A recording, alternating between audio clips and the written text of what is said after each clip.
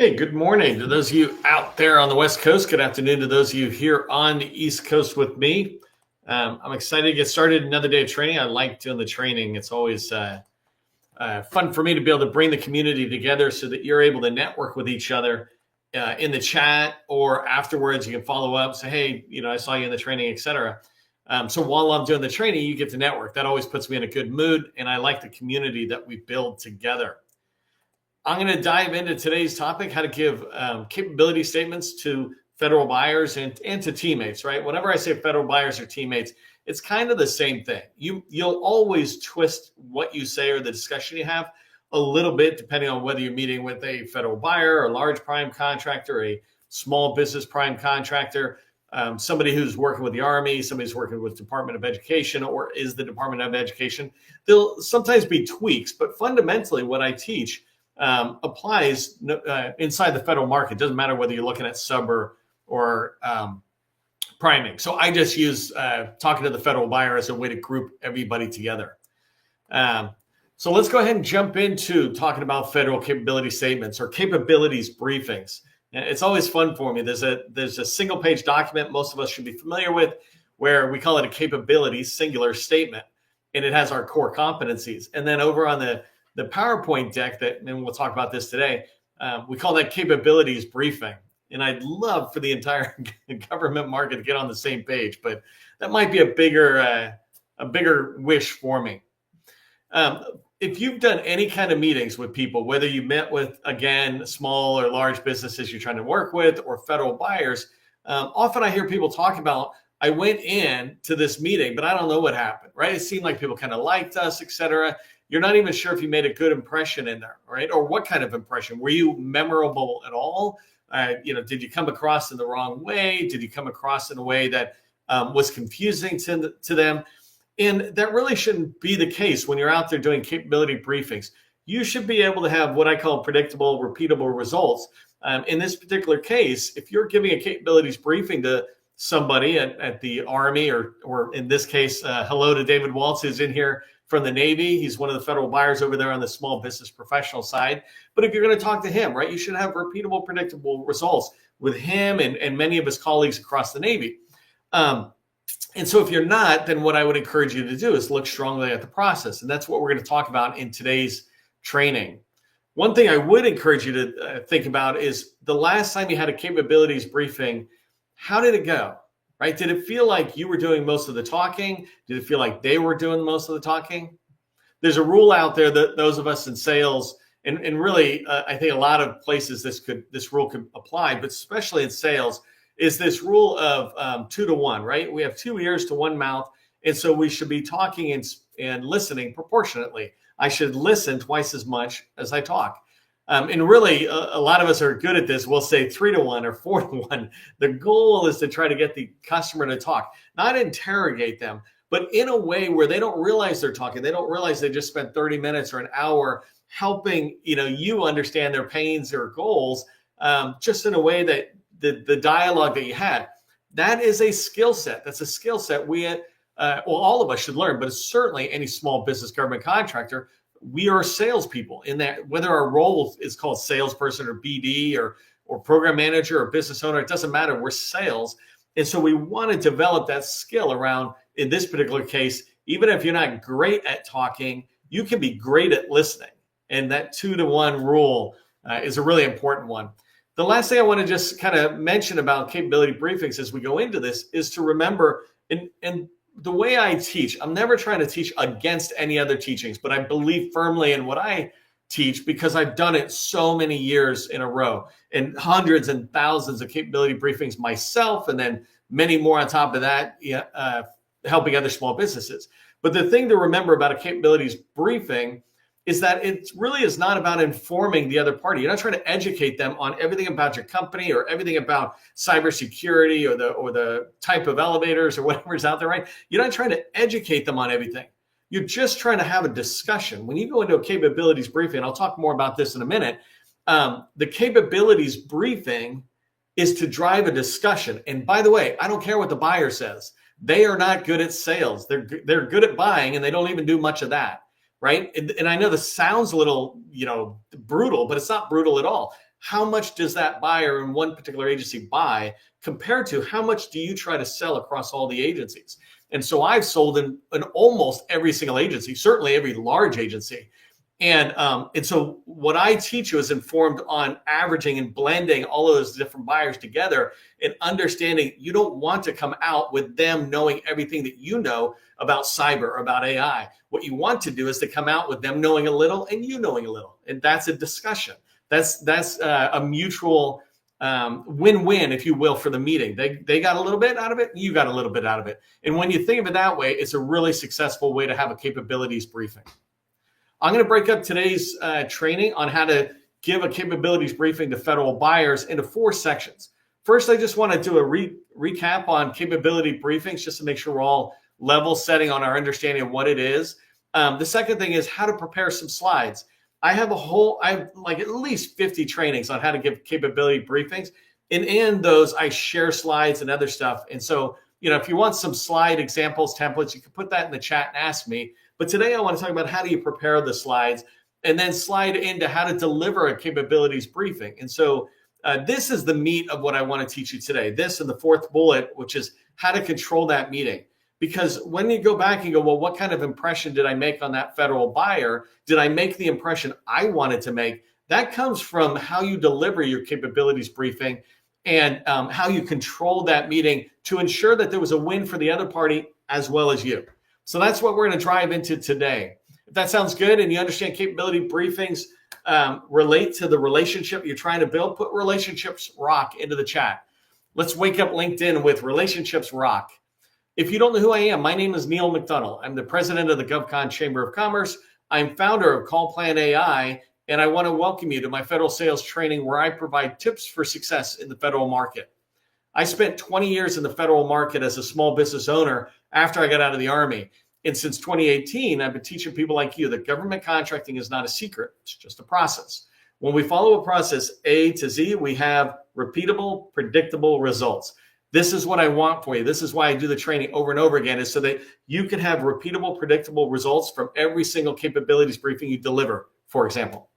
Hey, if you're not following me on LinkedIn, join 41,000 other people. Follow me on LinkedIn so that you see the content I put out. I put out this great 2-page document this morning from U.S. Space Command.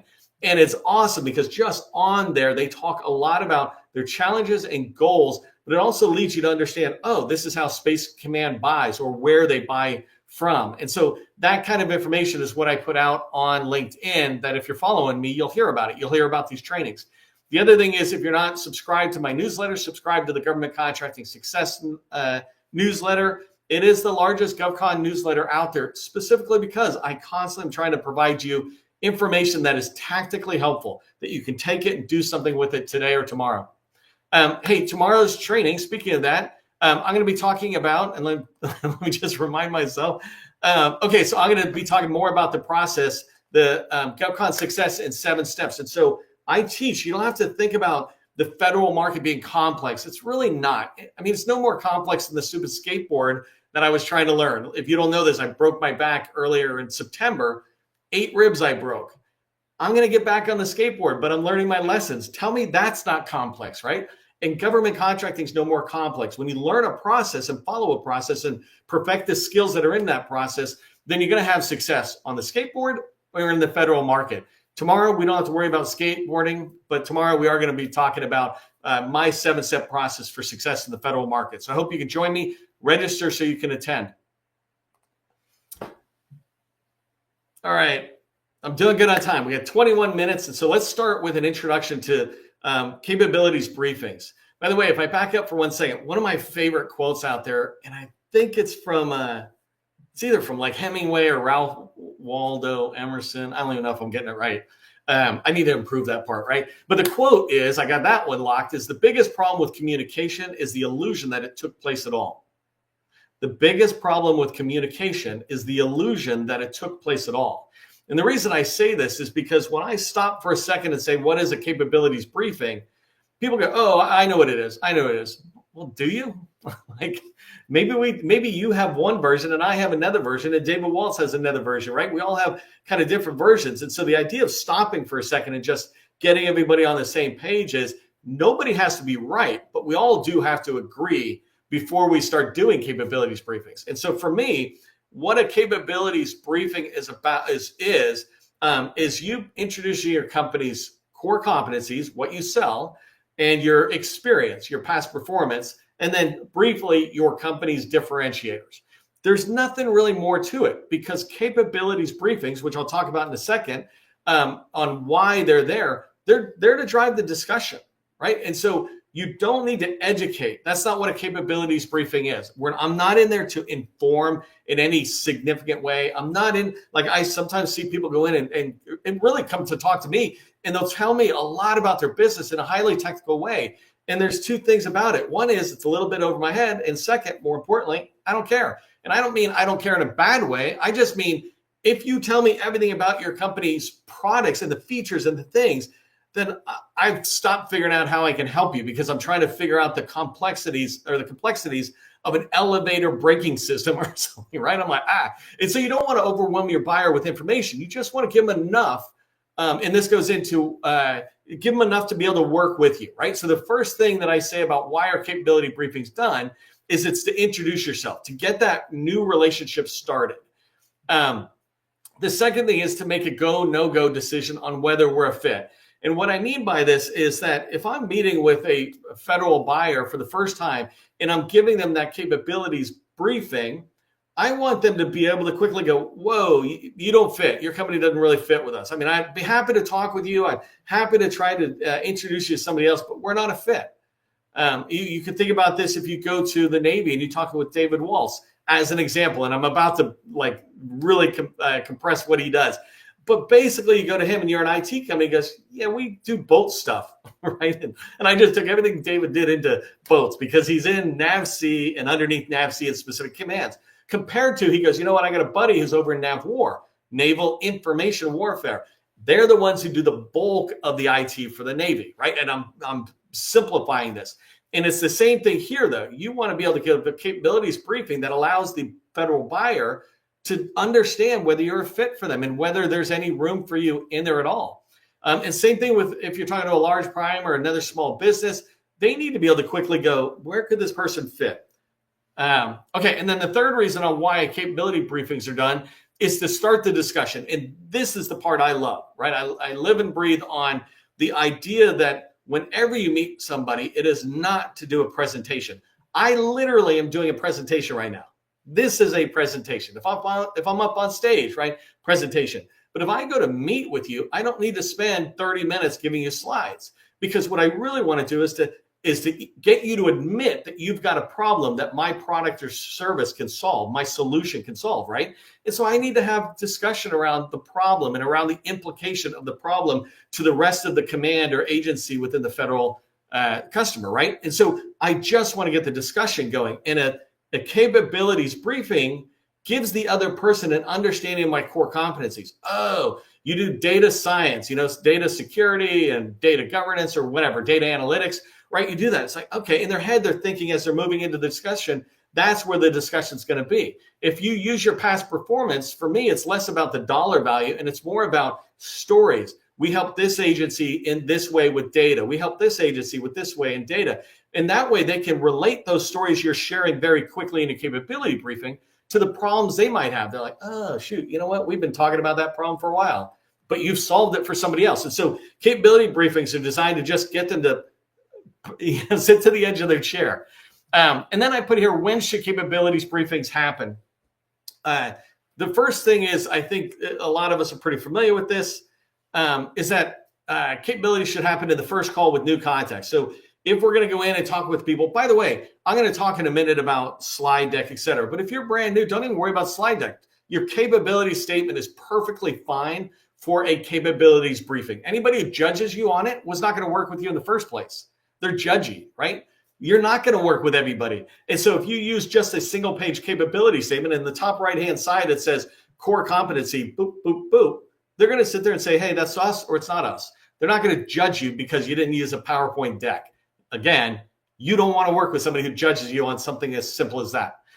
So in those first calls, right, you're going to do a capability briefing so they get an understanding of who you are in 5 minutes. The second thing is when there's major updates, and I like to remind our customers that when you have things going on, it's like, hey, for example, my last company, we had a major Air Force contract on SharePoint that was 100,000 users. And so we got that contract as we came out of the White House and we were able to go somewhere. Well, that's a pretty significant story, right? And so we're able to go back and say, hey, can I follow back up, let you know what we've been doing?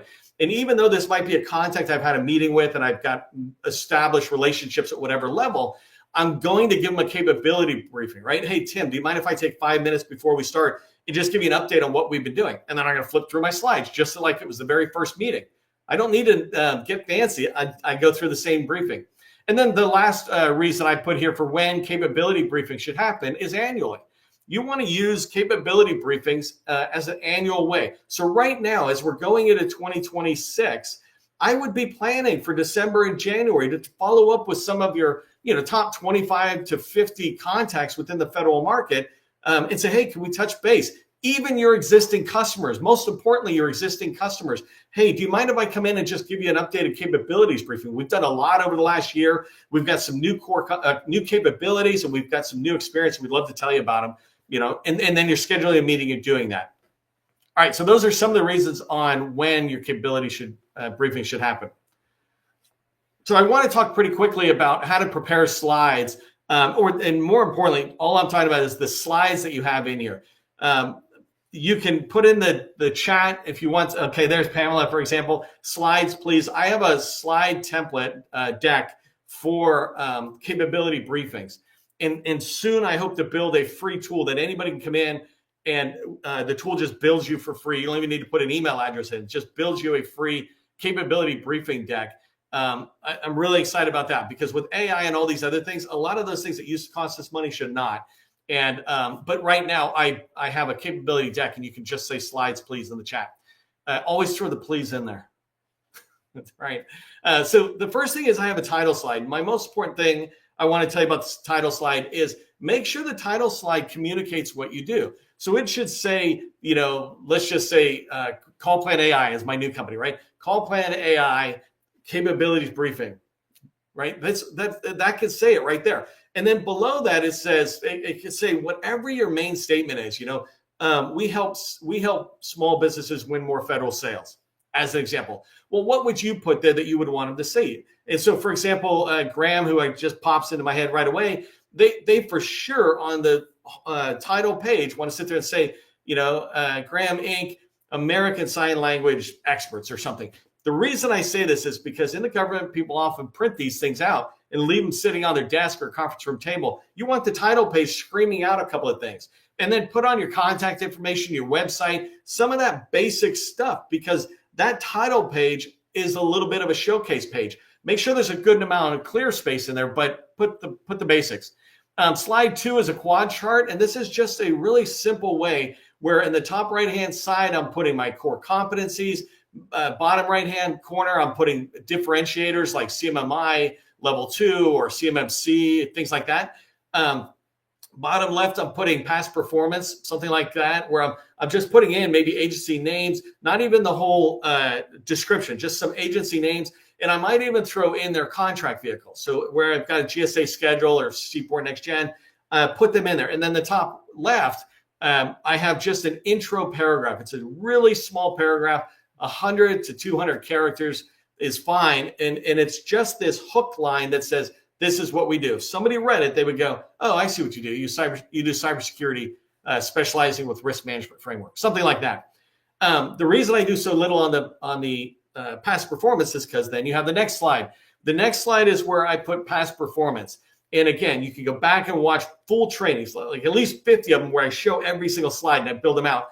But the past performance, here's the thing about it. That slide should be a menu. I want your customers or the person you're meeting with to look down and go, no, oh, that's interesting. And they kind of circle it when you got it printed in front of you or whatever. And they're looking at the past performances and circling them. So they don't need to have contract numbers. They don't need to have the government's title. They need to have your title. So if I said one of my past contracts, it might say SharePoint support.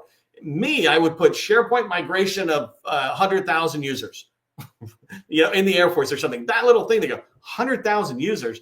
Or SharePoint upgrade from this place to this place, right? I would use specifics. And you want that same thing because this is the start to your stories that people would go through on a menu. And then the last set of slides are your case studies, right? And so you're not trying to use your deck to talk all about the features of your core competency, diving deep into cyber and deep into this. Those are called features, and features tell, but stories sell. So your past performance and your experience, that's what's going to sell them. You're going to give them a taste of it on the past performance slide.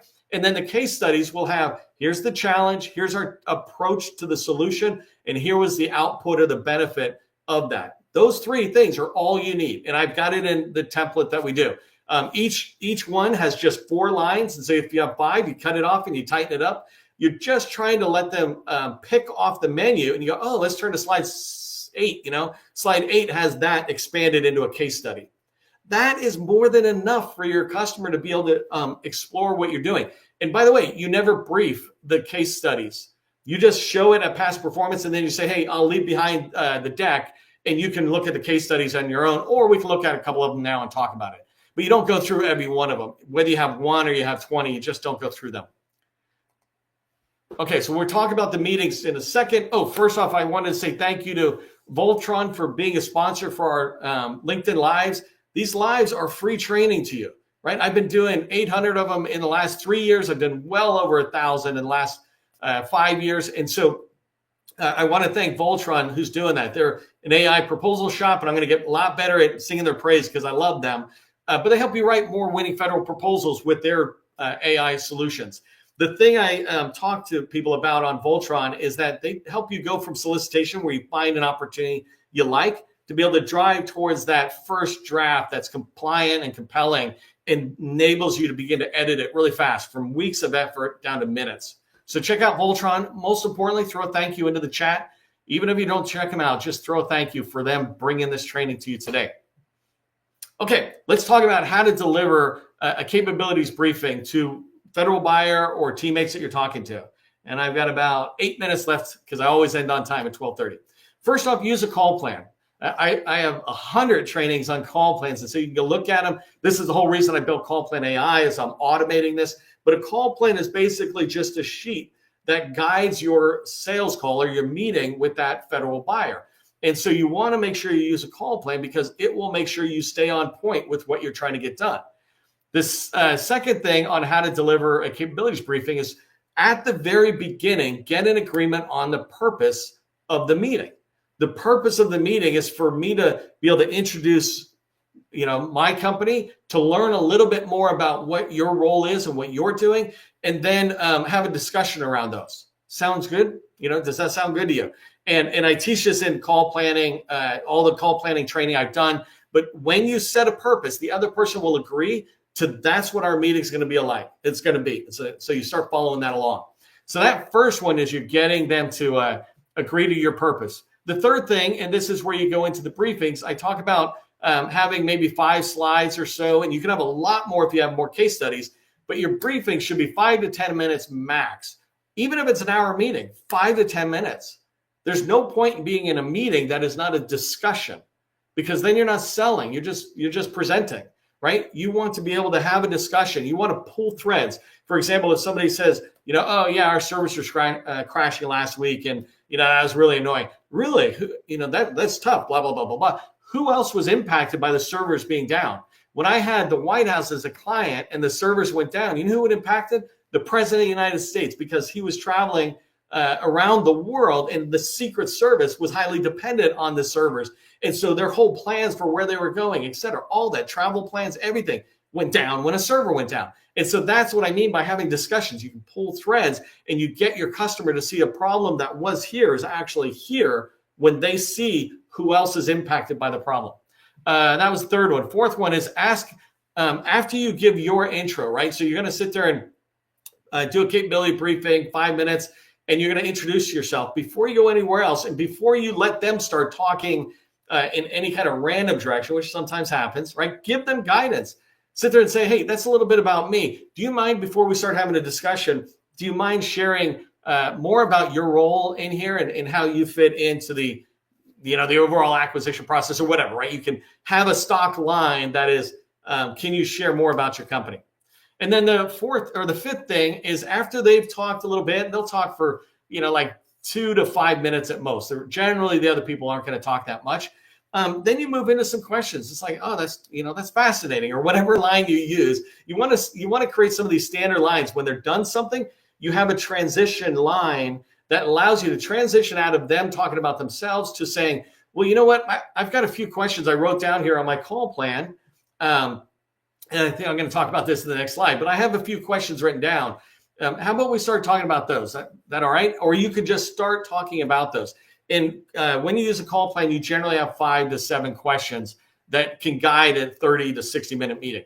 And then the last thing I have here is how to deliver this a capability briefing. You got to think about your objective. And I think I'll talk about it on the next slide, but you want to schedule a follow-up meeting, right? Part of the purpose statement when I'm talking to somebody is I want to introduce myself to you, hear about you. And if it makes sense, I want to schedule a follow-up because I know this is just the first meeting. And I'd love to be able to do some more research and come back. How's that sound? Anytime you say kind of, how's that sound? All of us, me too. We're just, we're cooperative. Sounds good. Let's get going, right? And so you want to have scheduling a follow-on meeting. That helps you have a measure of success in your capability briefing. Remember when at the very beginning of the training, I said, do you wonder what kind of impression you made? If the buyer, the federal buyer or a teammate agrees to meet with you again, they are giving you money. They're investing their time. Time is money. So they're giving you money and they're committing to the relationship by scheduling another meeting. We obviously want to respect it, make sure it's good to go, but have that in mind that you always want to get that done. All right, so here's the last one I just want to wrap with is how to control the meeting. It's really important that you always control the meeting you go into. Even if you come into a meeting with me and I am controlling the meeting, if we're both controlling the meeting in the way that I teach, then we're both guiding us to a win-win meeting for both of us, right? But usually nobody's in charge of a meeting. We all kind of go in, but we're like, tooling around or something. And so what you want to do is use a call plan, like I talked about, and you can look at all the call plan training I've done, or you can go check out Call Plan AI. But the idea of a call plan is it guides the meeting through to a natural conclusion through its objectives that you set. So I put here, have a primary and secondary objective. Objectives need to be clear measurements of success. If you go into a meeting, you need to know what you want out of that meeting. Do you want an NDA? Do you want access to a strategic document? Do you want to get the original PWS from a contract from 3 years ago or 4 years ago? Do you want to get an introduction? Whatever those things are, those are measurable steps forward in the relationship or the sale that you're trying to do. And a sale could be 6 to 24 months long, and you're just trying to move forward a little bit at a time. Those are called objectives. In a sales meeting, you set an objective so you can measure yourself after the meeting. How well did that meeting go? Was it great? Everybody loved everybody, or was it successful? I moved it forward. I like to tell them I have a call plan. That's one of my favorite things to do is when I go into a meeting, I sit there and say, hey, I'm using a call plan. I really want to make sure I respect, and I don't care if I'm meeting with a small business, right? And I say that like they're a little less experienced than me, or somebody really high, like a general or something. It doesn't matter. I treat them all the same. And I say, hey, I have a call plan that's guiding me through. I really want to make sure I respected your time and we got the most out of the meeting. And so you're going to see me keep looking down. I got some questions written down, et cetera. Hopefully that's okay, right? That's a sales tactic there. Hopefully that's okay. Is that okay, right? When you say something like that, they're just going to say yes. And now you've got them on kind of a side of saying yes. And yes in sales is good. The last thing is ask them to explain your process. If you want to control the meeting, ask them questions that can, we call them open questions, right? A closed question is the answer is this or this, like yes or no. But an open question allows them to brainstorm and think. So you want to ask them about problems they have, et cetera. But a great way to start controlling the meeting is asking them to explain their process. What's your process for me getting an NDA? What's your process for working with small businesses who have not worked with your agency? Whatever it is, get them to start talking, and you'll be controlling the meeting because they will be telling you exactly the path to success. All right, I'm running out of time. Here's 3 things I want you to remember from today's training. First off, capability briefings are just quick intros. Don't think of them as a presentation. Second thing is control the meeting with a call plan. Have an agenda, a call plan that you can move forward with. And the last thing is get a commitment for that future meeting. When you get a commitment for the future meeting, you've started building that relationship. You've opened the door to learn more about that opportunity, and you start really having success. Hey, if you want to increase federal sales, I encourage you to go check out my new company, Call Plan AI. It is where I'm trying to drive the very meetings, et cetera, that I'm talking about, the success in there. Right now, I'm still at the early stages where I'm building out the features together with early subscribers. And so if you come on in, I'll give you 90% off for life. All right, I'm out of time. Remember, government contracting is not a secret. It's just a process. Part of the process is ending on time. Have a great day.